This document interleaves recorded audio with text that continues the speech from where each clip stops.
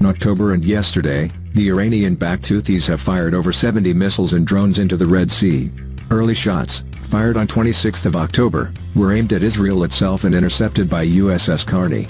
Within a few weeks, they were firing at ships connected with Israel. In what was a well-orchestrated crescendo, this then broadened again to ships going to and from Israel.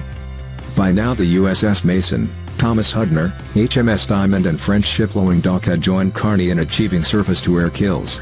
2 successful hijackings occurred as well. The U.S. Navy has shot down 2 missiles heading towards a container ship in the southern Red Sea.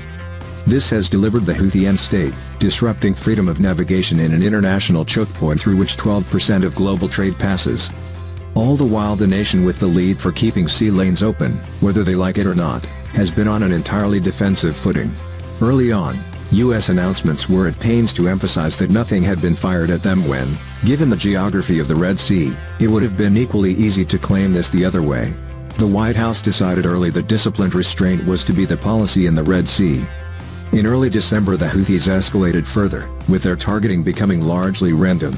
No one was safe, ships were hit and catching fire, including the Hong Kong-flagged Maersk Gibraltar. The backlog of shipping companies unwilling to run the gauntlet increased rapidly with major carriers such as MSC, Maersk, CMA CGM, Hapag-Lloyd and BP deeming the risk too high, either rerouting around the Cape of Good Hope or pausing whilst looking for increased U.S. assurance. To an extent this came on 18 December, when U.S. Secretary of Defense Lloyd Austin announced the formation of Operation Prosperity Guardian, OPG, and invitations to 20 or so countries were sent. On Boxing Day the USS Laboon, another Arleigh Burke destroyer, joined the fight. It shot down 12 drones, 2 land attack cruise missiles and, most impressively, 2 anti-ship ballistic missiles. This doesn't mean that OPG isn't working. Coalitions of this complexity take time to settle, but there are flaws that need to be addressed if restoring freedom of navigation, its end goal, is to be achieved. First, the U.S. hasn't gone to sufficient lengths to delineate between support for this freedom of navigation task and their support for Israel and Gaza. Their point of origin is, of course, the same, but the task has diverged.